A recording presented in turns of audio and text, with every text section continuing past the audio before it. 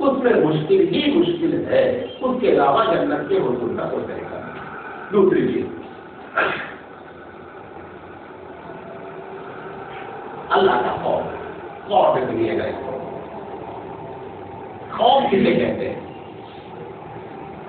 دل کا گھبرا جانا، دل کا گھبرا جانا کسی ایسی چیز سے جو طبیعت پر ناگوار ہو۔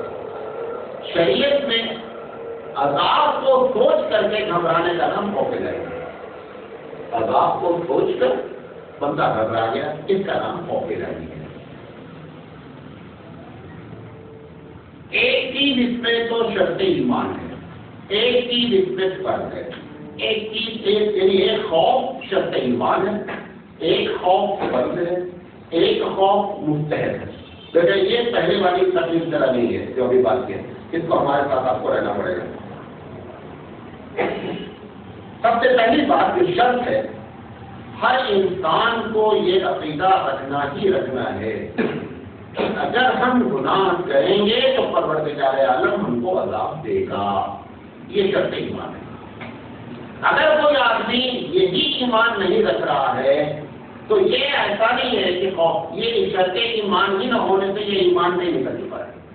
وہ کہہ رہا تم لوگوں کا ایسے سب ڈرانے ورانے کی بات ہے، یہ اللہ تعالیٰ ایسے ڈرا دیا ہے خوش نہیں ہوتا نا، باتوں کی بات بولتے ہیں کہ جنت جہنم آنا کی جب آپ لوگ بات کرتے ہیں یہ سب سمجھانے کا ایک طریقہ ہے، میں نے اس کے پیچھے کچھ اگر ایسا کوئی عقیدہ رکھ رہا ہے اور یا بول رہا ہے تو اس کا مطلب وہ ایمان سے خارج ہوا۔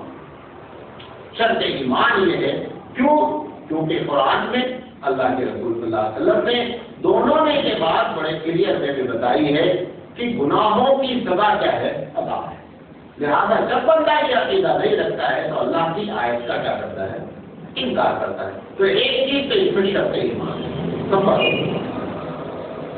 اگر گناہ کے بعد جب گناہ کا بڑا ہے بندے کو عذاب یاد آ گیا، جناب اس سے بڑی پکڑ ہوگی پروردگار عالم کی جانب اور اللہ تعالیٰ کی وعید اسے یاد آ گئی، یہ یاد آنا یہ گویا کہ اس نے اپنے اوپر اس چیز کو فرض کر لیا، بچا نہیں بچا وہ بات کا معاملہ ہے، بچنا بات کی بات ہے۔ لیکن ایک ہوتا نا کہ گناہ کر رہا ہے اور بے خوف ہو کر کے یہ گناہ ہی نہیں ہے، دوسرا یہ ہے کہ گناہ تو کر رہا ہے لیکن خوف برقرار ہے کہ ذات یہ غلط کام ہو رہا ہے، کیوں؟ اس کے کام سے یہ ہے کہ کل یہ اللہ کی طرف پلٹ کر آ جائے، پہلے والے کے پلٹنے کے کوئی چانسز نہیں ہے۔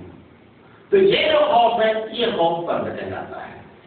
دوسرا مستحب کہلاتا ہے، بغیر گناہ کے، گناہ کچھ نہیں، ایسے بیٹھے ہوئے اچانک یاد آ گئی، قبر یاد آ گئی، کسی کے مرنے کا سین یاد آ گیا، یا ویسے ہی بیٹھ کر اللہ کے بارے میں غور کر رہے ہیں اور اب آدمی کے اوپر خوف خدا طاری ہو گیا، یہ مستحب ہے۔ یہ کیا ہے؟ مستحب ہے۔ اس سے ہماری زندگی کے اندر خوف الہی کی بنیاد پر ہم نیکی کی جانب کیا ہو سکتے ہیں؟ چل سکتے ہیں۔ تو یہ تین طرح کا خوف ہوتا ہے۔ اس کے بعد اس تینوں خوف کو ملا کر کے کہتے ہیں یہ عقلی خوف ہے، ایک فطری خوف ہے جس سے کوئی نہیں بچ سکتا۔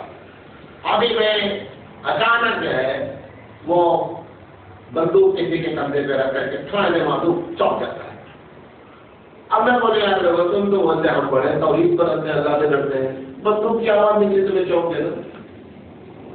یہ خوف فطری خوف ہے، اس سے نہ نبی بڑی ہے نہ انسان بڑی ہے، سب کے اندر یہ خوف پیدا ہو سکتا ہے۔ موسیٰ علیہ السلام کے سامنے سانپ ڈالا گیا اور موسیٰ علیہ السلام کیا ہو گیا؟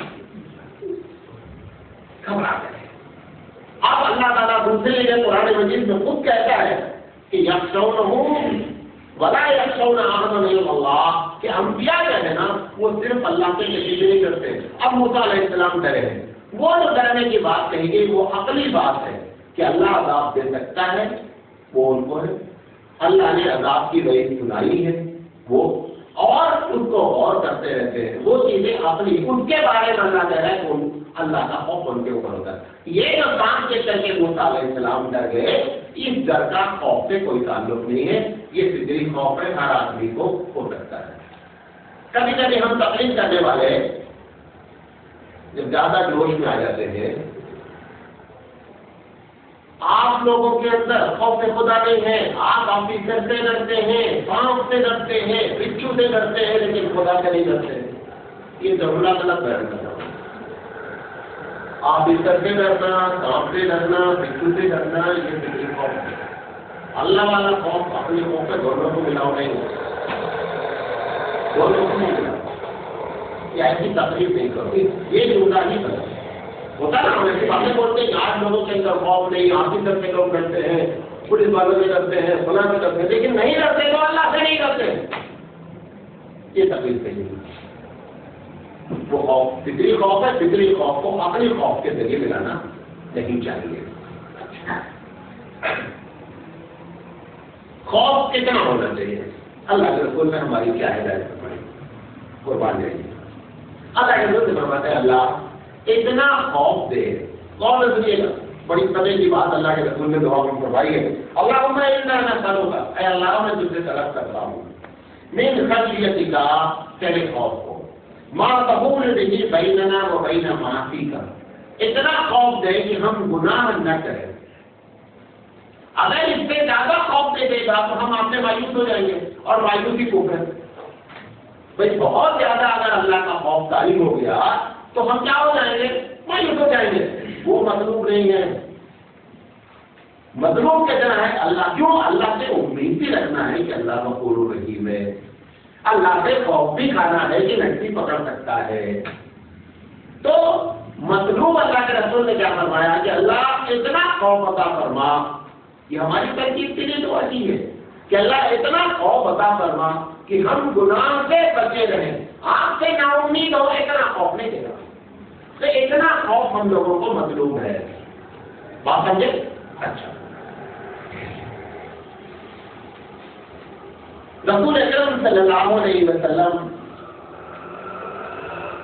کے کچھ واقعات آپ کے سامنے خوف کے بیان کرتے ہیں. حضرت عثمان بن مظعون رضی اللہ تعالیٰ عنہ کا انتقال ہو گیا. نبی کریم صلی اللہ علیہ وسلم گئے تو باڈی رکھی ہوئی تھی.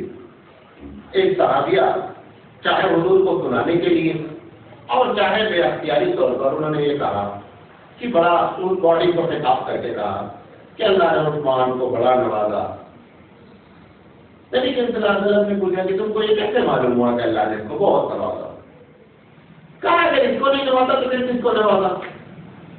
نبی کریم صلی اللہ علیہ وسلم نے فرمایا کہ میں بھی یہی امید رکھتا ہوں، لیکن میں یہ ہے خوف الہی، لیکن میں نبی ہونے کے باوجود بھی یہ نہیں کہہ سکتا کہ میرے ساتھ پروردگار عالم معاملہ کیا کرے گا.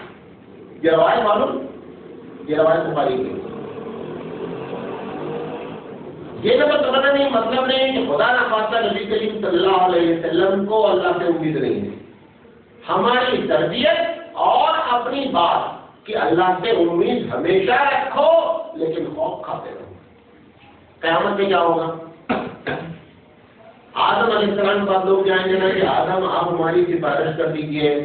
آدم بولیں گے میں آج نہیں جا سکتا. حالانکہ نبی ہے. نبی کے بارے میں ہمارا اہل سنت والجماعت کا عقیدہ ہے کہ وہ معصوم عن الخطا ہے.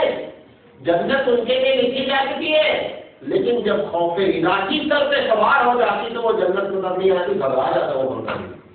پورا واقعہ حدیث صحیح حدیث میں صحابہ کی تمام حدیث میں یہ نقل ہے کہ آدم علیہ السلام، موسیٰ علیہ السلام، نوح علیہ السلام سارے انبیاء ہاتھ اٹھا دیں گے کہ میں اللہ کے سامنے آج نہیں جا سکتا. حالانکہ انبیاء ہیں، اللہ معلوم ہے کہ اللہ کو جنت میں ڈالے گا، لیکن اس کے باوجود جب خوف خدا طاری ہوتا ہے تو وہ جنت بھی نظر نہیں آتی. اللہ کے رسول فرمائے کہ ایسا نہیں کہو، میں بھی اپنے بارے میں نہیں جانتا کہ پروردگار عالم میرے ساتھ کیا معاملہ فرمائے گا.